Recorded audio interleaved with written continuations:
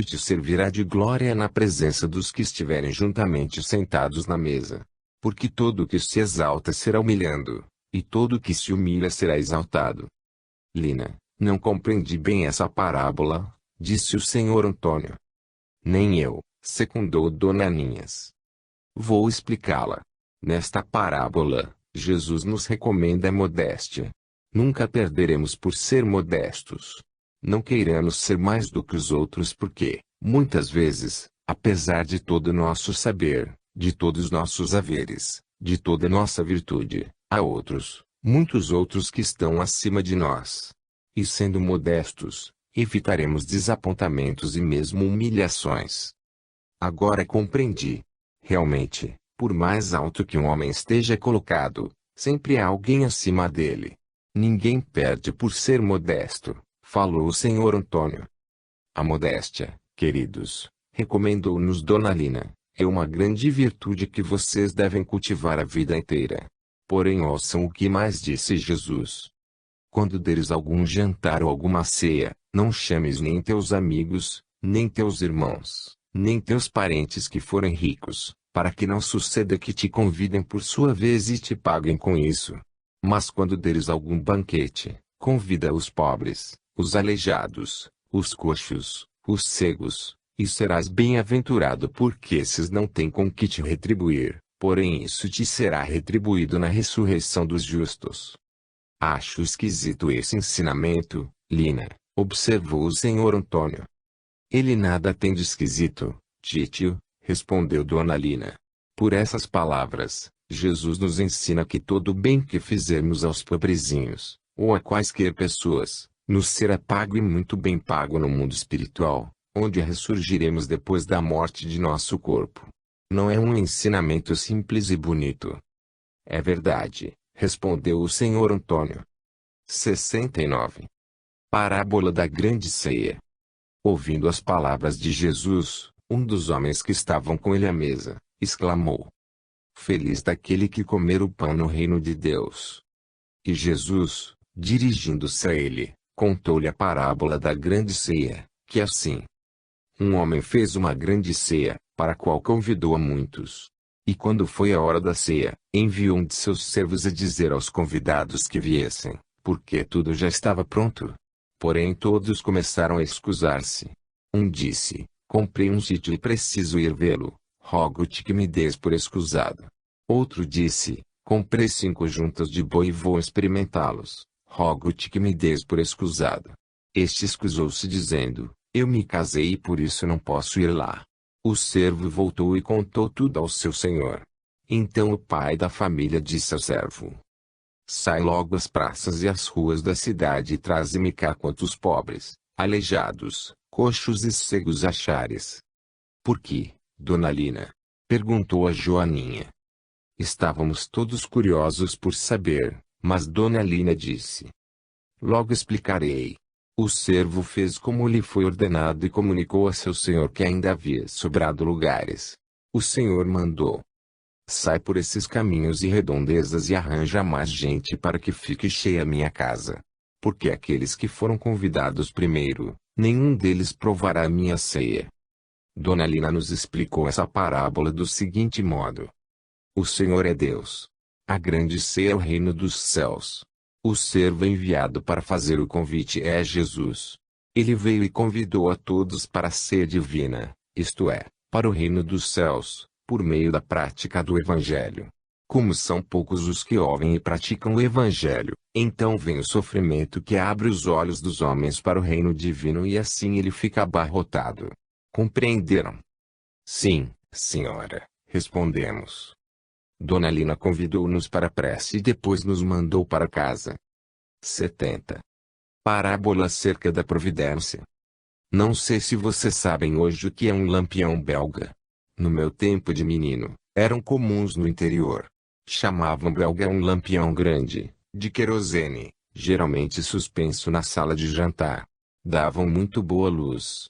Era ao pé dele que se conversava, costurava-se, trabalhava-se, lia-se à noite nas cidadezinhas ainda não providas de eletricidade. E como vocês devem ter percebido, Havia um deles em casa de Dona Leonora cuja luz ouvíamos Dona Lina. Pois bem, ao chegarmos à sala estava às escuras. O senhor Antônio quebrara o vidro do lampião ao acendê-lo, e agora tinha ido comprar outro no armazém do Largo. Devíamos esperar. Não demorou muito e voltou com um vidro novo, a manga como se chamava. Logo que o lampião brilhou no alto do teto, Dona Lina contou-nos o seguinte. Andando pelas campinas, de uma aldeia para outra a pregar o evangelho, Jesus era seguido por muita gente. De uma feita, ele se voltou para os que o seguiam e lhes disse: Se alguém vem a mim e não aborrece a seu pai e mãe, a sua mulher e filhos, a seus irmãos e irmãs, e ainda a sua própria vida, não pode ser meu discípulo. O que é isso, Dona Lina? Exclamamos. E o senhor Antônio juntou. Então, para eu seguir a Jesus tenho de abandonar a Leonor e essa meninada aos pais?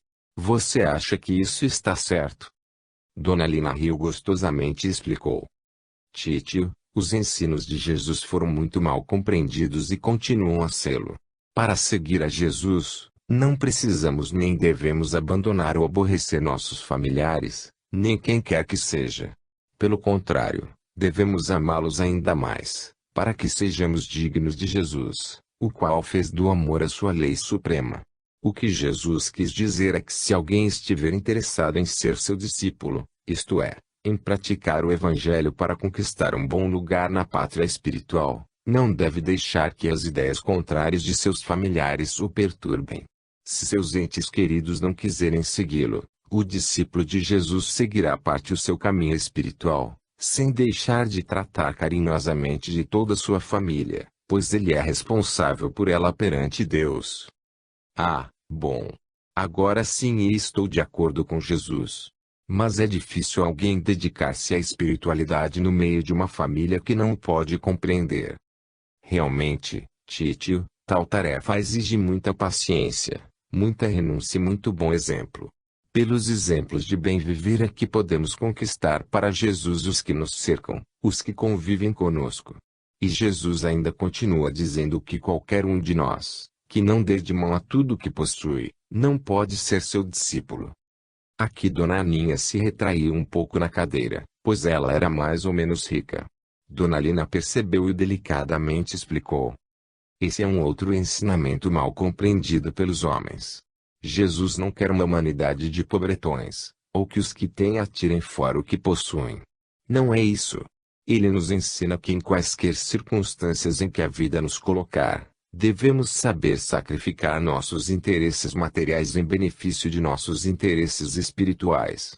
Tratar primeiro dos interesses de nosso espírito que é imortal, os interesses da matéria devem sempre ficar em segundo lugar. Compreenderam? Sim, senhora. Respondemos e notei que Dona Aninhas respirava como que mais aliviada, e sorria como se em seu cérebro bailasse uma ideia agradável. Jesus compara seus discípulos ao sal. O bom sal salga e preserva da podridão. Assim o bom discípulo vive uma vida pura, dando sempre o bom exemplo para que todos se livrem do mal. 71. Parábola da ovelha e da dracma perdidas. Como vocês terão percebido, das coisas simples Jesus tirava grandes lições. Acontecia que publicanos e gente de má vida se aproximavam dele para ouvi-lo e ele os acolhia a todos, de boa vontade. Mas os fariseus e os escribas murmuravam dizendo: Este recebe os pecadores e come com eles. Jesus então lhes contou a seguinte parábola.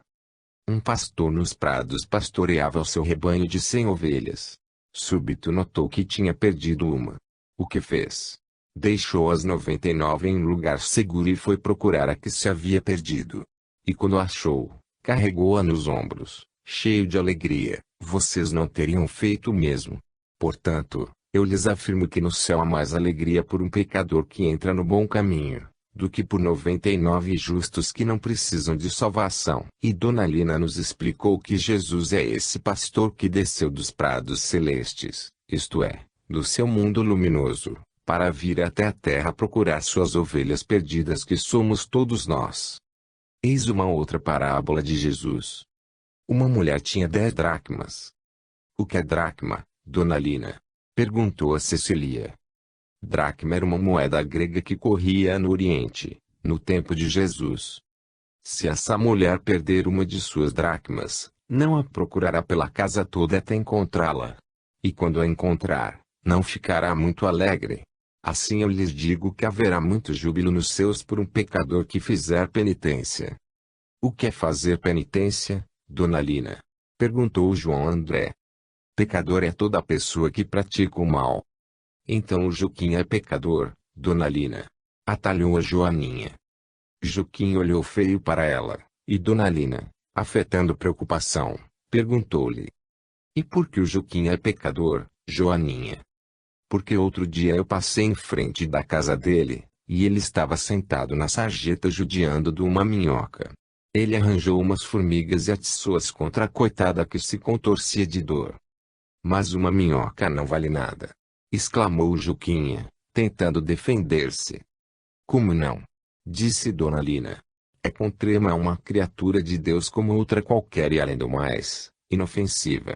Fazer penitência é arrepender-se do mal que se fez e passar a praticar somente o bem. Aqui estamos na presença de dois pecadores. Arregalamos os olhos.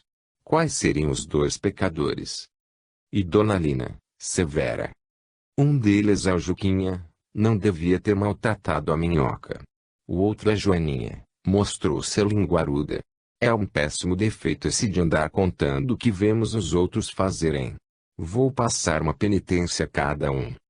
Você, Juquinha, cada vez que encontrar em seu caminho uma minhoca, vai pô-la a salvo na terra fofa, para que ela cuide de sua vidinha. E você, Joaninha, sempre que tiver vontade de contar novidades dos outros, vai morder a ponta da língua e ficar bem caladinha. Ambos prometeram obedecer, porém o Juquinha se regalou todo com a repreensão que a Joaninha levou e mais ainda por ela ter ficado meio desapontada. Em seguida a prece pelos doentes, retiramo-nos em boa paz. 72. Parábola do filho pródigo. No dia seguinte, ouvimos de Dona Lina a parábola do filho pródigo, que Jesus contou. Um homem teve 2 filhos, e disse o mais moço deles a seu pai: Pai, dá-me a parte da herança que me toca. E o pai repartiu a herança entre ambos. Passados não muitos dias, apanhando tudo o que era seu, partiu o filho mais moço para uma terra distante, onde esbanjou toda a sua herança em vícios e divertimentos. Depois de ter consumido tudo, aconteceu haver naquele país uma grande fome. Ele começou a necessitar. Pediu então emprego a um cidadão da tal terra, o qual mandou para o seu sítio tratar dos porcos. Aquele desejava fartar-se com a comida que os porcos comiam, mas ninguém lhe dava. Até que enfim caiu em si e disse: Quantos empregados há em casa de meu pai e eu aqui morrendo de fome? Irei procurar meu pai e lhe direi: Pai, pequei contra o céu e diante de ti, já não sou digno de ser chamado teu filho, trata-me como um de teus empregados. E imediatamente partiu para a casa de seu pai. Ainda estava longe, quando seu pai o avistou. Notando o miserável estado em que vinha, compreendeu o que se passou com o filho e ficou com muita dó dele. Foi encontrá-lo, abraçou e beijou-o. Pai, disse-lhe o filho, pequei contra o céu e diante de ti, já não sou digno de ser chamado teu filho, trata-me como um de teus empregados. Então o pai disse a seus servos: Tirem-lhe depressa esta roupa, vistam-no, calcem-no e ponham-lhe um anel no dedo. Tragam também um vitelo bem gordo e matem-no para o comermos e para nos regalarmos, porque este meu filho era morto e reviveu, tinha-se perdido e achou-se. E começaram a banquetear-se. Que pai bom! Exclamou a Joaninha, o meu também é muito bonzinho. Eu gosto tanto dele. Este pai a que Jesus se refere, representa Deus, Pai de todos nós, o qual está sempre disposto a receber os pecadores em seus braços, uma vez que se arrependam e queiram voltar a ele. Mas o filho mais velho estava no campo, e quando veio para casa, ao aproximar-se percebeu a festa, chamou um dos servos e perguntou-lhe o que era aquilo. O servo respondeu-lhe: É chegado teu irmão e teu pai mandou matar um novilho cevado, porque chegou com saúde. Ele então se indignou e não queria entrar. Mas saindo o pai, começou a rogá-lo que entrasse. Porém ele deu esta resposta a seu pai: há tantos anos que te sirvo, sem nunca transgredir mandamento algum teu, e tu nunca me deste um cabrito para eu me regalar com meus amigos. Mas tanto que veio este teu filho, que gastou tudo quanto tinha com vícios e divertimentos, logo lhe mandaste matar um novilho gordo.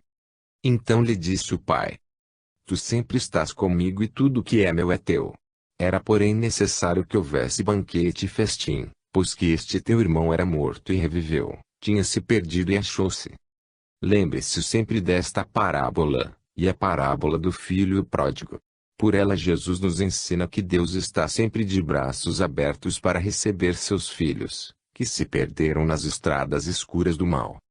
Vamos agora à nossa prece e amanhã continuaremos.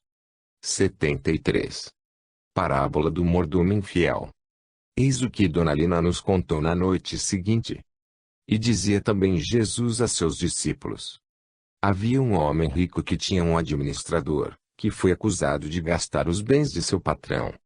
O patrão chamou-o e disse-lhe: ouvi dizer que tens gastado os meus bens. Quero que prestes contas de tua administração, pois já não podes ser meu administrador. O administrador disse lá entre si: o que farei, visto que vou perder o emprego? Cavar não posso, de mendigar tenho vergonha.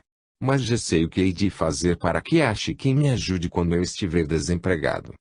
E assim pensando, chamou cada um dos devedores de seu patrão e disse ao primeiro: quanto deves ao meu patrão? 100 medidas de azeite, respondeu-lhe o devedor. Vou marcar nos livros apenas 50. E você? 100 sacos de trigo. Perdoou-lhe 20, marcando nos livros apenas 80. E assim fez com outros. Quando o patrão soube de tudo aquilo, louvou aquele administrador. Pensei que fosse mandá-lo para a cadeia, falou o senhor Antônio. Explique-nos essa parábola, Lina, que não a compreendi bem. O patrão é Deus e os administradores de sua riqueza são os homens. Como raramente os homens empregam bem as riquezas que Deus lhes confia, tornam-se maus administradores. Com a morte, Deus lhes tira a administração. Alguns, mais avisados, fazem com as riquezas de Deus um pouco de benefícios e desse modo não ficam desamparados no mundo espiritual. Agora o Senhor compreendeu, Titio? Sim, sua explicação foi muito clara. Por isso é que Jesus nos aconselha que com as riquezas injustas da terra, arranjemos amigos para a eternidade.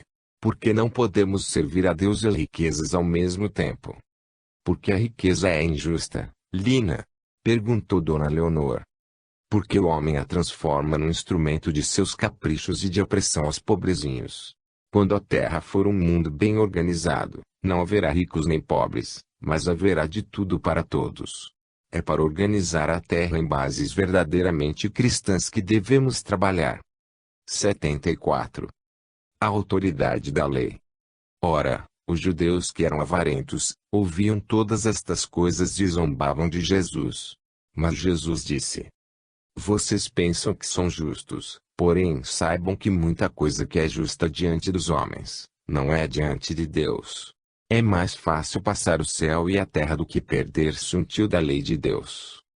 E contou-lhes a seguinte parábola. 75. A parábola do rico e de Lázaro. Havia um homem rico que se vestia de panos finíssimos e que todos os dias se banqueteava esplendidamente. Havia também um pobre mendigo, por nome de Lázaro, todo coberto de chagas, que estava deitado à sua porta. Lázaro desejava matar a fome com as migalhas que caíam da mesa do rico, mas ninguém lhes dava, e os cães vinham lamber-me as feridas. Ora, sucedeu morrer este mendigo e foi levado pelos anjos ao seio de Abrão. E morreu também o rico e foi sepultado no inferno. E quando ele estava sofrendo, levantou os olhos e viu ao longe Abrão e a Lázaro no seu seio. Pai Abrão, implorou ele, compadece-te de mim e manda aqui Lázaro, para que molhe em água a ponta de seu dedo, a fim de me refrescar a língua, pois sou atormentado de sede. Filho, respondeu-lhe Abrão, lembra-te que recebeste os teus bens em tua vida e que Lázaro não teve senão males, por isso está ele agora consolado e tu sofres. Além do que estamos separados por um abismo. E disse o rico: Pois eu te rogo que o mandes à casa de meu pai. Eu tenho 5 irmãos, e Lázaro que os avise para que não venham parar neste lugar. Eles não acreditarão, meu filho. Se eles não dão ouvidos a Moisés e os profetas, tampouco se convencerão, mesmo que lhes apareça um dos mortos. Tendo Dona Lina terminado a parábola, começaram a chover sobre ela as perguntas. Quem perguntou primeiro foi o Roberto, queria saber quem era Abrão. Abrão é considerado o pai do povo hebreu e seu primeiro patriarca. Viveu mais ou menos há 2000 anos antes de Jesus. Mas sua história é muito comprida e não vou contá-la agora. Existe o inferno, Dona Lina? Perguntei. Não. O inferno não existe. O que existe são lugares de sofrimento, para onde iremos se praticarmos o mal. O espírito culpado fica lá para sempre, Lina? Perguntou Dona Leonor. Não, titia. Logo que ele resolva regenerar-se pela prática do bem e correção de seus erros, sai de lá e começa a vida nova. Não há castigos eternos. O rico foi para lá só porque era rico? Perguntou Juquinha. Não, meu bem. Ele foi para os lugares de sofrimento porque não soube usar sua fortuna para fazer o bem. Vocês viram que ele passou a vida a banquetear-se, isto é, a gozá-la egoisticamente, esquecido de proporcionar facilidades de vida aos menos favorecidos. Quem não sabe colocar suas riquezas para que o maior número de pessoas se beneficie delas, forçosamente sofrerá as consequências de sua imprevidência. O que é seio de Abrão? Perguntou a Cecília. Seio de Abrão, aqui nesta parábola, significa os lugares felizes do reino de Deus. Lázaro foi para lá porque soube ser humilde e resignado na sua desventura. Ouvi dizer, Lina, falou o Sr. Antônio, que Jesus disse que é mais fácil um camelo passar pelo fundo de uma agulha, do que um rico entrar no reino dos céus. É verdade. Sim, Jesus disse isso. Mas também afirmou que para Deus nada é impossível e que o Pai não quer que se perca nenhum de seus filhos. Por conseguinte, Deus sabe quais as medidas a tomar para que também os ricos e imprevidentes entrem em seu reino. Deus não desampara ninguém e não se esquece de nenhum de seus filhos pequeninos, que somos todos nós, ricos e pobres. E para finalizar a história daquela noite, Dona Lina ainda nos contou que Jesus recomendou a seus discípulos que não se transformassem em instrumento de escândalo, isto é, em instrumentos do mal, porque sofreriam se assim procedessem. Ensinou-nos também que é nosso dever perdoarmos 70 vezes 7 vezes todas as ofensas que nos fizerem, porque a lei de Deus é perdão e amor. O que mais nos impressionou, porém, naquela noite, foi ela nos dizer que Jesus afirmou que se tivéssemos fé, mesmo pequenina como um grão de mostarda, seríamos capazes de remover montanhas. Por fim, depois de termos cumprido com todo o Evangelho, não nos devíamos orgulhar disso, mas dizer humildemente, somos servos inúteis, mal fizemos o que devíamos fazer. Confesso que fui para casa um tanto pensativo. De fato, pensava eu não passava de um filho inútil. Deus me tinha dado tanto, o ar, a água, alimentação, bons pais, flores e frutas, saúde e alegria, e quantas coisas mais.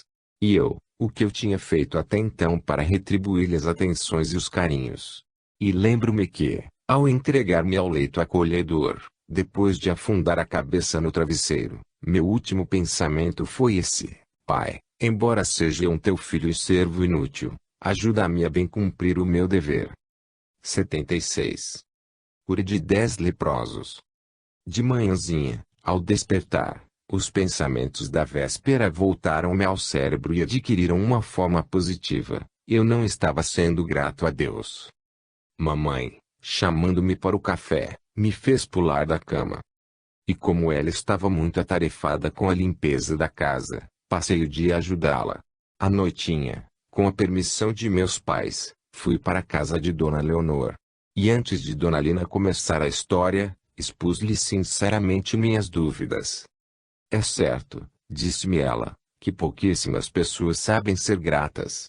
A humanidade se habituou tanto a receber o auxílio divino, que já não se lembra da fonte suprema de tudo, que é Deus. O que você fez durante o dia? Ajudei minha mãe nas lidas da casa, respondi. Pela ajuda que você prestou a ela, você demonstrou-lhe gratidão. Assim, sempre que contribuímos com uma parcela, pequenina embora, de nossos esforços para que o sofrimento diminua na face da terra, por esse simples esforço, estamos demonstrando nossa gratidão a Deus. Além disso, podemos elevar a Ele nossas preces e agradecer-lhe por tudo quanto nos dá. Ora, continuou Dona Lina, Jesus também notou que havia pouca gratidão no coração dos homens, quando curou os 10 leprosos. Sucedeu que indo Jesus para Jerusalém, passava pelo meio da Samaria e da Galiléia. Ao entrar numa aldeia, saíram-lhe ao encontro 10 leprosos, que ficaram de longe gritando: Tende compaixão de nós, mestre. Jesus, logo que os viu, disse-lhes: Vão ao templo e mostrem-se aos sacerdotes. E resultou que, quando iam no caminho, ficaram limpos da lepra e curados. Um deles, ao perceber que estava curado, voltou e atirou-se aos pés de Jesus, agradecendo a Deus em altas vozes. Não é assim que todos ficaram curados? Onde estão os outros 9? Só este é que soube glorificar a Deus. Levanta-te e vai que a tua fé te salvou, disse Jesus. Como vocês veem, em 10 pessoas, apenas uma soube ser grata. Ainda hoje é bem pequena a porcentagem de gratidão que há no coração dos homens. Jesus vai indo para Jerusalém, Dona Lina? Perguntou a Cecília. Sim, e pela última vez, como vocês verão. 77. A vinda súbita do reino de Deus. Uma ocasião os fariseus fizeram esta pergunta a Jesus: Quando virá o reino de Deus? E Jesus lhes respondeu: O reino de Deus não virá de parte alguma, porque o reino de Deus está dentro de cada um de vocês. Como assim, Lina? Perguntou Dona Ninhas. O reino de Deus é o reino da bondade, por isso quando todos os homens tiverem no peito um coração bom, não só terão dentro de si o reino de Deus, como também a terra toda se terá transformada em reino de Deus pela bondade de seus habitantes, compreenderam? Sim, senhora, respondemos. Cuidem bem dos seus coraçõezinhos, que eles sejam bons, generosos, fraternos e amorosos para com tudo e para com todos, e vocês serão os pilares do reino de Deus aqui na terra. E agora vamos orar e depois cada um para sua casa. 78. A parábola do juiz injusto. Dona Lina estava acabando de arrumar a cozinha do jantar e Dona Leonor arrematando uma costura na máquina, quando começamos a chegar. Vocês vieram cedo hoje, exclamou Dona Leonor. O que aconteceu? Não aconteceu nada, titia. Nós é que estamos atrasadas. Sentem-se e esperem. O senhor Antônio perguntou então a Dona Aninhas o que ela estava fazendo na chácara perto do ribeirão. Ele passara por lá e viram um movimento de pedreiros. Dona Aninhas respondeu que a chácara passava por uma pequena reforma, depois de ter permanecido abandonada por muito tempo. E quando reformada, ela queria que Dona Lina fosse inaugurá-la. Dona Lina, que ouvira a conversa da cozinha, respondeu: Se até lá eu estiver aqui, Dona Aninhas, as férias chegam ao fim e logo voltarei para o colégio. Haverá tempo, disse Dona Aninhas. São simples obras de adaptação e antes de partir você inaugurará a nova chácara junto com essa meninada e seus pais. Nós que escutáramos a resposta de Dona Lina ficamos tristes. Lembramos-nos de que pelo fim das férias ela iria embora e com ela as histórias tão bonitas. Ao tomar o seu lugar, Dona Lina gritou assustada: Mas o que é que você tem que estar chorando, Joaninha? De fato, Joaninha chorava. Dona Lina tomou-a nos braços e enxugou-lhe as lágrimas que corriam. Vamos, o que houve, meu bem? A senhora disse que vai embora, respondeu Joaninha soluçando. Bobinha! Exclamou Dona Lina compreendendo. Volto para os estudos, como vocês também voltarão, para a escola. Temos de nos preparar para a vida. Deixarei no coração de vocês, como lembrança minha, a história de Jesus que lhes estou contando. Não se entristeçam, a vida é assim mesmo, cada um de nós tem que seguir o seu caminho, Mas lembre-se de semear esse caminho de boas ações, de estudos, de trabalhos honestos, para que no fim dele encontrem a felicidade. Haveremos de ir à chácara de Dona Aninhas, não é verdade? Joaninha deixou de chorar e fez sim com a cabeça. Dona Lina prosseguiu. Para mostrar que importa orar sempre e não cessar de fazê-lo, propôs-lhe Jesus também esta parábola, dizendo: Havia em certa cidade um juiz, que não temia a Deus, nem respeitava aos homens. Havia uma viúva que costumava vir procurá-lo, pedindo-lhe que defendesse seus direitos contra quem queria prejudicá-la. Por muito tempo o juiz não quis atender a pobre viúva, mas ela não cessava de insistir. Até que por fim o juiz disse lá consigo: Ainda que eu não tenha medo de ninguém, todavia como esta viúva me está importunando muito, vou fazer-lhe justiça. Ora, concluiu Jesus, se o juiz injusto soube fazer justiça depois de muito rogado, quanto mais Deus não atenderá aos que lhe clamam por justiça de dia e de noite. Desse modo vocês devem orar sempre a Deus e Ele os atenderá mais cedo ou mais tarde, porém sempre na hora oportuna. Sem resposta as preces jamais ficarão. 79. A parábola do fariseu e do publicano. Entretanto devemos orar com humildade e para ensinar a seus discípulos como se ora com humildade, Jesus contou-lhes a parábola do fariseu e do publicano. Subiram dois homens ao templo, a fazer oração. Um fariseu e outro publicano. O fariseu de pé orava desta forma: Graças te dou, meu Deus, porque não sou como os demais homens, que são os ladrões, uns injustos, uns pecadores, como é também este publicano. Jejuo 2 vezes na semana e pago o dízimo de tudo o que tenho. O publicano, pelo contrário, posto lá longe, nem sequer ousava levantar os olhos para o céu, mas batia no peito, dizendo: Meu Deus, ajuda-me, que sou um pecador. Afirmo-lhes que o publicano voltou justificado para sua casa e não o outro, porque todo o que se exalta será humilhando, e todo o que se humilha será exaltado, concluiu Jesus. Vocês repararam na humildade do publicano e no orgulho do fariseu? Sim, senhora, respondemos.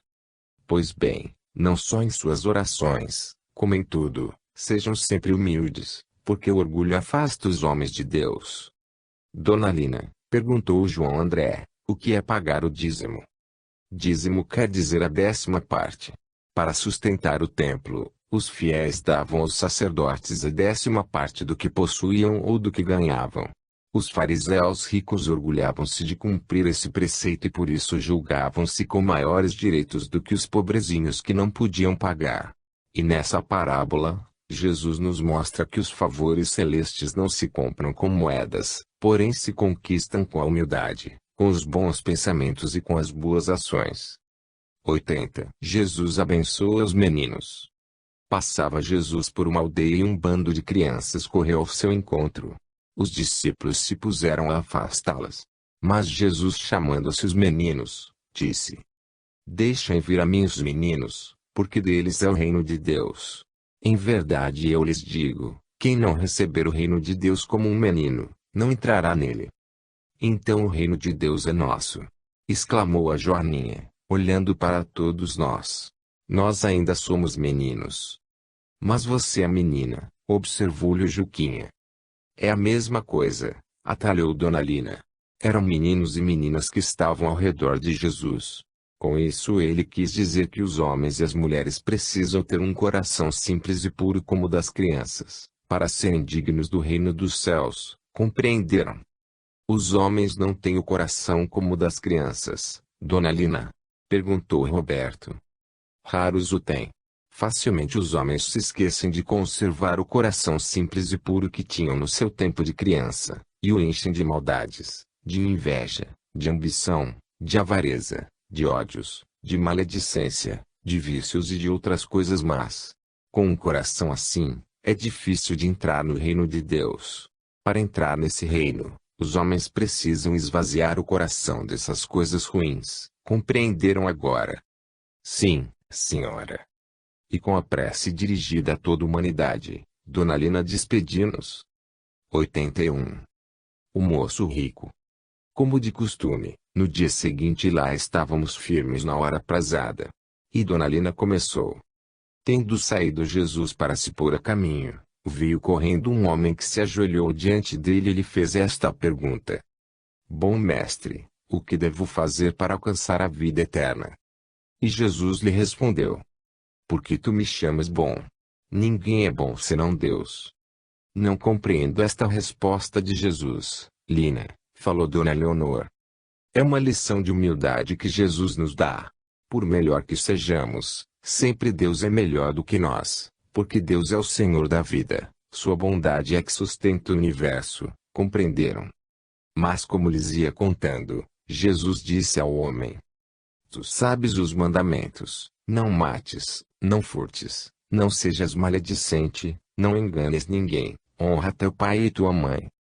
Mestre, replicou o homem, todos estes mandamentos tenho observado desde minha mocidade. Jesus ficou contente e lhe disse: Só te falta uma coisa, vai, vende quanto tens e dá aos pobres, e terás um tesouro no céu, depois vem e segue-me. O homem ficou desgostoso com as palavras que ouvira e retirou-se triste porque era muito rico. Também eu ficaria triste se recebesse uma resposta destas, disse o senhor Antônio. Sossega, Títio. Na realidade, Jesus não queria que o homem se desfizesse de suas riquezas. Ele apenas o experimentou para ver se ele era capaz de renunciar às coisas da terra em benefício das do céu. Porque enquanto estivermos agarrados aos bens transitórios do mundo, não sairemos daqui. Os discípulos também se espantaram destas palavras, e Jesus lhes disse: Filhinhos, quão difícil é entrarem no reino de Deus os que confiam nas riquezas. E admirados, perguntaram a Jesus: Quem pode logo salvar-se? Para Deus tudo é possível, respondeu Jesus, significando que o Pai sabe como salvar todos os seus filhos. Pedro aproveitou a oportunidade e disse: Eis aqui estamos nós que largamos tudo e te seguimos. Todo aquele, respondeu Jesus, que trabalha por amor do mim e do Evangelho, não ficará sem recompensa. E como é, Lina, que poderemos trabalhar por amor de Jesus e do Evangelho? Perguntou Dona Aninhas. Muito facilmente, em primeiro lugar estudando o Evangelho e depois aplicando-o, nada mais. 82. Jesus anuncia sua paixão. Seguiam, pois, para Jerusalém e, em certa altura do caminho, Jesus chamou à parte seus 12 discípulos e lhes disse: Estamos seguindo para Jerusalém onde acontecerá tudo o que os antigos profetas de Israel disseram a meu respeito. Serei preso e açoitado, escarnecido e cuspido e por fim me matarão. Mas eu ressurgirei dos mortos no terceiro dia. Que horror! Exclamou Joaninha. Então Jesus sabia o que iam fazer com ele também os profetas. Sim, sabia. Os profetas, especialmente Isaías, já tinham anunciado que Deus mandaria à terra um de seus filhos para ensinar a humanidade a andar pelos caminhos retos. Mas como seus ensinamentos contrariavam os interesses materiais dos poderosos, estes o sacrificariam, como vocês verão. E por que Jesus não fugiu, Dona Lina? Perguntou Juquinha. Porque se ele fugisse, deixaria de legar-nos outros ensinamentos elevados, e os que ele já tinha dado aos seus discípulos perderiam o valor. E os apóstolos, Dona Lina, o que disseram? No momento não compreenderam o aviso de Jesus e calaram-se. Por que ires de novo a Jerusalém? Perguntou Juquinha. Como de costume, para assistir às festas da Páscoa. 83. O cego de Jericó. Ao chegarem a uma cidade chamada Jericó, encontraram um cego sentado à beira da estrada e pedindo esmolas. Ouvindo o tropel da gente que passava, o cego perguntou o que era aquilo. Responderam-lhe que era Jesus quem passava. No mesmo instante ele se pôs a gritar, dizendo: Jesus, tende piedade de mim. Tende piedade de mim, Jesus. Jesus pediu a seus discípulos que o fossem buscar, e quando ele chegou, fez-lhe esta pergunta: O que queres que eu te faça? Senhor, que eu veja, respondeu-lhe o cego. E Jesus lhe disse: Vê, a tua fé te curou. Imediatamente o cego recobrou a vista e, louvando a Deus, o seguiu. E todo o povo que presenciou aquilo admirou-se e deu louvores a Deus. E agora ponto final por hoje. Vamos orar por todos os nossos entes queridos que estão em casa, pelo papai, pela mamãe, pelos irmãozinhos. Pela empregada também? Perguntou a Cecília. Sim, também, diante do Pai Altíssimo, ela é nossa irmã. 84. Zaqueu, o publicano. Na noite seguinte, a história prosseguiu da seguinte maneira. No tempo de Jesus, Jericó era uma bonita cidade com palácios, teatros e jardins maravilhosos. O movimento da cidade devia ser grande, pois era o ponto de encontro dos peregrinos judeus que vinham da Pérsia e da Galileia e se dirigiam a Jerusalém. Ficava no centro no oásis de palmeiras e de figueiras. Era célebre pelo bálsamo que produzia. A Jericó que Jesus conheceu foi destruída pelos generais romanos, Vespasiano e Tito, para sufocarem uma revolta dos judeus. Hoje é uma simples aldeia. Jesus entrou em Jericó e atravessava a cidade, seguindo o seu caminho. Ora, vivia nela um homem chamado Zaqueu, e ele era um dos principais entre os publicanos e pessoa rica. Zaqueu procurava ver Jesus para saber quem era e não conseguia por causa do povo que o rodeava, porque Zaqueu era de baixa estatura. Que fez então Zaqueu? Correu adiante e subiu numa figueira, por onde Jesus tinha de passar, dali o veria bem. Ao chegar Jesus àquele lugar, levantou os olhos, viu o homem agarrado num galho e disse-lhe: Desce depressa, Zaqueu, porque hoje eu me hospedarei em tua casa. Que sorte a dele! Exclamou Pedro Luiz. Agora sim ele poderá ver Jesus à vontade. Zaqueu desceu rapidamente e levou Jesus para sua casa, cheio de alegria. Muita gente não gostou daquilo e começou a dizer que Jesus fora hospedar-se na casa de um pecador.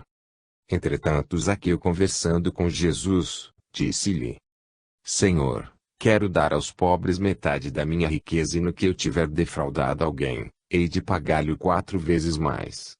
Jesus ouviu com atenção e disse-lhe: Hoje entrou a salvação em tua casa, Zaqueu, porque eu vim buscar e salvar o que estava perdido. 85. Parábola dos 10 talentos. Já nas proximidades de Jerusalém, descansava um pouco à sombra de frondosa árvore. Jesus lhes narrou a parábola dos 10 talentos. Tendo de fazer uma longa viagem, um homem chamou os seus servos e lhes entregou os seus bens. E deu a um 5 talentos, a outro 2, a outro deu 1, a cada um segundo a sua capacidade e partiu. O servo que recebeu os 5 talentos negociou com eles e ganhou outros 5. Do mesmo modo o que receberá 2, ganhou outros 2. Mas o que tinha recebido 1, fez um buraco na terra e escondeu ali o dinheiro de seu senhor. Muito tempo depois, veio o senhor daqueles servos e chamou-os a contas. Dona Lina, o que é um talento? Perguntou o Antoninho. Talento era uma moeda antiga da Grécia e de Roma, de muito valor, valia 6.000 dracmas. Chegou-se a ele o servo que havia recebido 5 talentos, e apresentou-lhe outros 5 talentos, dizendo-lhe: Senhor, tu me entregaste 5 talentos, eis aqui tens outros 5 mais que lucrei. O Senhor lhe respondeu: Muito bem, servo bom e fiel, já que foste fiel nas coisas pequenas, dar-te-ei também as grandes, participa dos bens de teu senhor. Do mesmo modo apresentou-se também o que havia recebido 2 talentos e disse: Senhor, tu me entregaste 2 talentos, aqui tens outros 2 que ganhei com eles. O Senhor lhe respondeu: Bem está, servo bom e fiel, já que foste fiel nas coisas pequenas, dar-te-ei também as grandes, participa dos bens de teu senhor. Por fim chegou o que havia recebido 1 talento e disse: Senhor, eu escondi o teu talento na terra e agora venho devolvê-lo a ti. Ei-lo, aqui tens o que é teu. O Senhor lhe respondeu: Servo mau e preguiçoso, já que não quiseste pôr o teu talento a render, devias logo dar o meu dinheiro aos banqueiros para que eu recebesse com juros o que era meu. Tirem-lhe o talento e o deem ao que tem 10 talentos. Quanto a este servo preguiçoso, lancem-no fora para que ele aprenda por si próprio a fazer render o seu talento. Logo que Dona Lina acabou de contar-nos esta parábola, pedimos-lhe que nos explicasse melhor, e ela explicou. O Senhor é Deus e os servos somos todos nós. Ao nascermos, Deus concede a cada um de nós alguns talentos, a uns mais a outros menos, porém sempre de acordo com o trabalho que Ele quer que realizemos durante nossa vida. Esses talentos podem ser a inteligência, o poder, a riqueza, e outros mais. Para sermos bons servos, é preciso que façamos render nossos talentos em benefício de nosso próximo. O servo mau e preguiçoso é o egoísta que só usa para si os talentos que Deus lhe concedeu. Ainda que os usassem só para si, disse Dona Ninhas. E aqueles que os usam para prejudicar os outros? Esses são mais infelizes ainda, respondeu Dona Lina. Quando a morte os fizer passar para o lado de lá da vida, chorarão lágrimas amargas. Os pobres não têm talentos, não é, Dona Lina? Perguntou a Cecília. O talento dos pobres é a própria pobreza, minha filha. Ela lhes renderá outros talentos, que são, o gosto pelo trabalho honesto, a calma, a simplicidade, a paciência e a resignação. 86.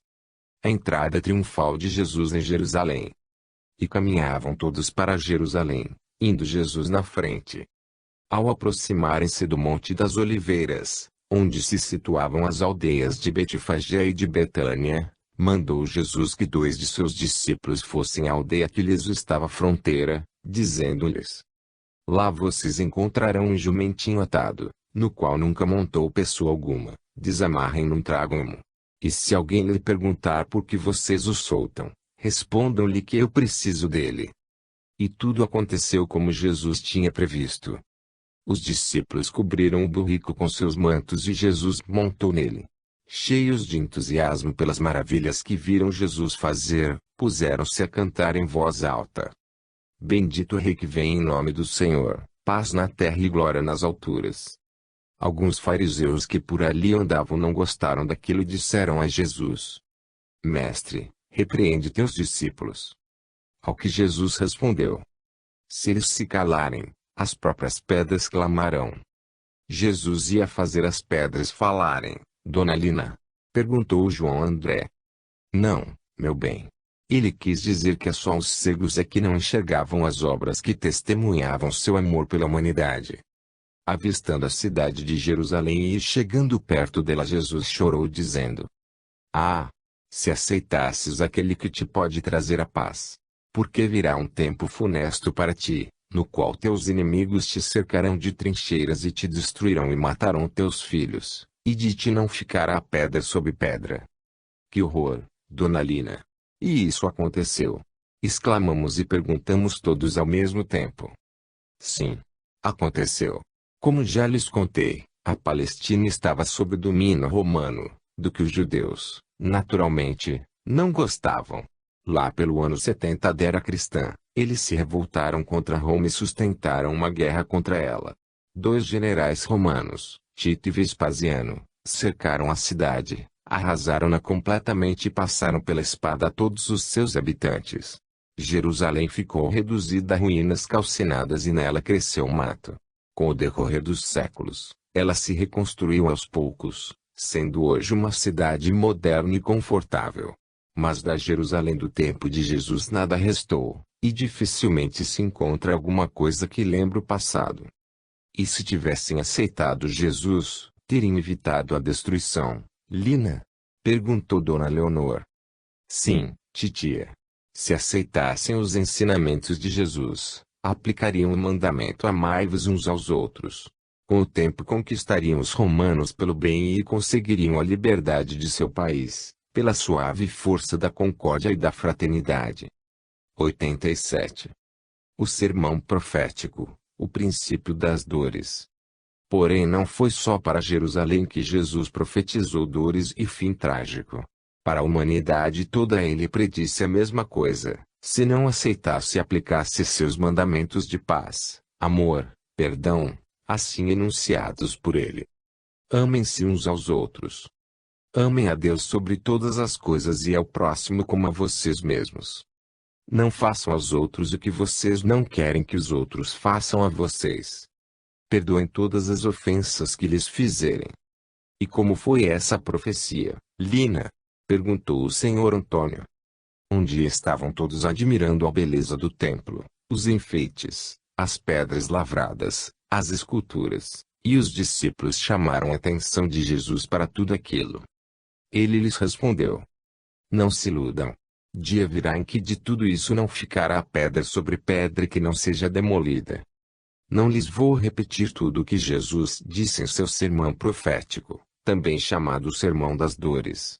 Só lhes digo que ele profetizou grandes sofrimentos para a humanidade, porque ele bem sabia que ela não poria em prática os seus ensinamentos, e com isso atrairia padecimentos sem conta para si mesma.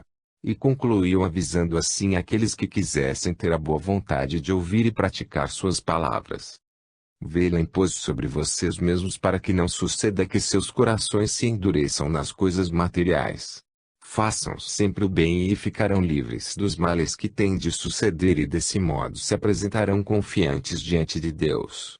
Passará o céu e a terra, mas as minhas palavras não passarão. Quando Dona Lina terminou sua narrativa, estávamos todos impressionados.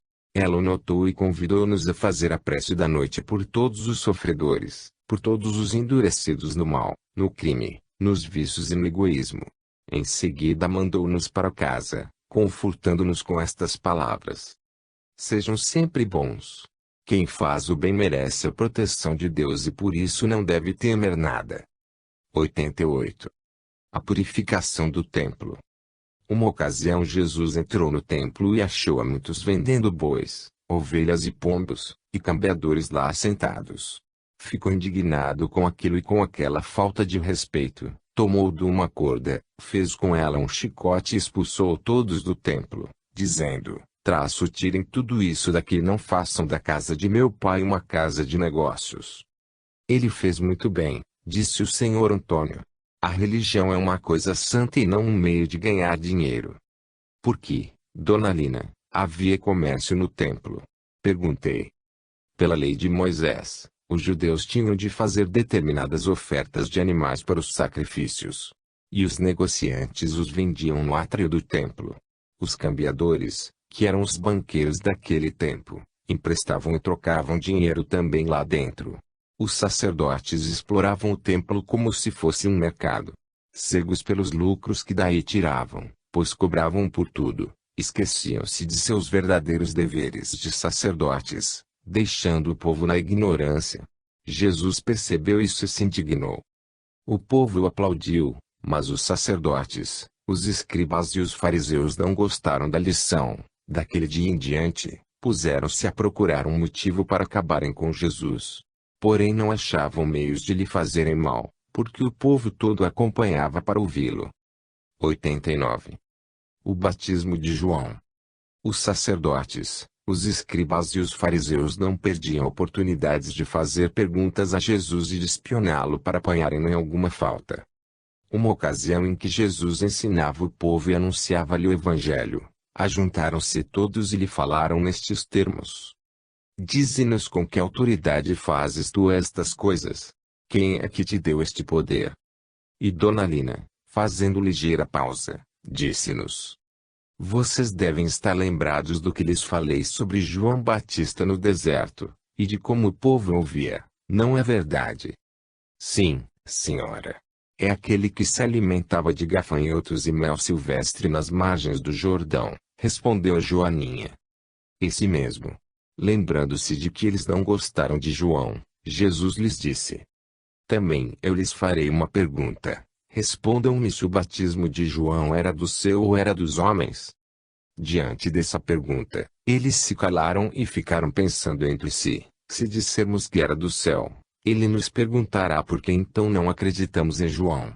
Se dissermos que era dos homens, o povo nos apedrejará, porque o povo está certo de que João era um profeta. E responderam que não sabiam de onde era. Pois nem eu lhes direi com que autoridade faço estas coisas, respondeu-lhes Jesus. Reparem na diferença de ambiente. Jerusalém era cidade orgulhosa, onde os doutores da lei menosprezam os ensinamentos de Jesus, e o aborrecem com perguntas astuciosas, mesmo o povo de Jerusalém o segue por curiosidade. Ao passo que na Galileia todos o seguiam cheios de amor, de fé e simplicidade. E as perguntas que lhe faziam eram ditadas pelo desejo de se esclarecerem, de melhorarem, de aprenderem. Porque os sacerdotes desprezavam os ensinamentos de Jesus, Dona Lina? Perguntou a Cecília. Porque seus ensinamentos eram contrários aos interesses deles. Jesus ensinava o desapego das riquezas terrenas, principalmente para aqueles que eram guias religiosos do povo. E os sacerdotes faziam da religião um meio de enriquecerem. 90. Parábola dos fazendeiros maus. A propósito, Jesus lhes contou a parábola dos fazendeiros maus. Um homem formou uma fazenda e alugou a uns fazendeiros. Em ocasião oportuna, enviou um de seus servos à fazenda, para que os fazendeiros lhe dessem sua parte nos frutos da fazenda. Mas os fazendeiros não obedeceram ao trato, bateram no servo e o mandaram de volta com as mãos vazias. A mesma coisa fizeram com mais 2 ou 3 servos que o dono da fazenda lhes enviou. Por fim o homem disse: O que hei de fazer? Mandarei meu filho amado, por certo que quando o virem, o respeitarão. Porém os fazendeiros o mataram. O que fará? Perguntou Jesus aos que ouviam. O que fará o dono da fazenda a estes fazendeiros maus? Sem dúvida nenhuma os castigará e lhes tirará a fazenda. Explique-nos essa parábola, Lina, pediu o senhor Antônio. E Dona Lina gentilmente explicou. O homem, dono da fazenda, é Deus. A fazenda é o mundo. Os fazendeiros a quem ele alugou a fazenda são os sacerdotes aos quais cumpria guiar a humanidade para Deus. Mas estes se iludiram pelas riquezas da terra e se puseram a explorar o povo e a conservá-lo na ignorância, em lugar de esclarecê-lo quanto às coisas divinas. Os servos enviados são os homens que vieram para chamar a atenção dos sacerdotes, mas não foram ouvidos.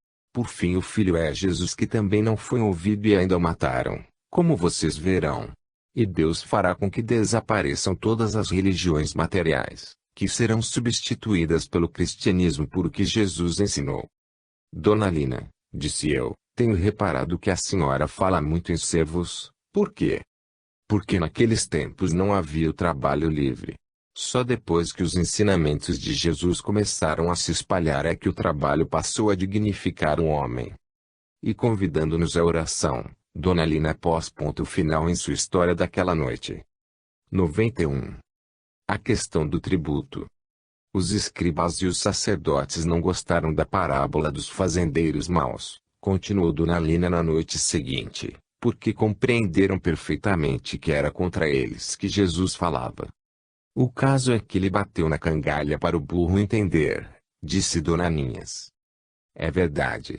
Mas continuaram a procurar um pretexto para o prenderem e o entregarem ao poder do governador. Ora, naquele tempo estando o país sob a dominação romana, seus habitantes eram obrigados a pagar um tributo a Roma. O que é tributo, Dona Lina? Perguntou Cecília. Entre os romanos, o tributo era um imposto a que estavam sujeitos os povos dominados. Os judeus se enraiveciam só de pensar em pagá-lo. Daí frequentes casos de rebelião, sangrentas por vezes. Pois bem, foi com a questão do tributo que resolveram tentar Jesus. Mandaram espias disfarçados que lhe disseram: Mestre, sabemos que falas e ensinas retamente, que não tens preferências por pessoas, mas que ensinas o caminho de Deus em verdade, devemos ou não pagar tributo a César. Jesus percebeu o laço que lhe armavam e disse-lhes: Por que vocês me tentam? Mostrem-me uma moeda. Mostraram-lhe uma moeda de prata e ele perguntou-lhes: De quem é a imagem e a inscrição que ela tem? De César, responderam-lhe. Pois então vocês devem dar a César o que é de César e a Deus o que é de Deus. Os espiões ficaram admiradíssimos de sua resposta e se retiraram. 92. Os saduceus e a ressurreição. Mas não foi só os espiões dos escribas e dos sacerdotes que Jesus fez calar, também os saduceus. Já lhes expliquei quem eram os saduceus? Não. Pois os saduceus constituíam uma seita, ou um partido contrário ao dos fariseus, com os quais não concordavam em muitos pontos da lei. Entre esses pontos, negavam que o espírito ressurgisse, isto é, vivesse depois da morte do corpo. Pois bem, alguns saduceus se chegaram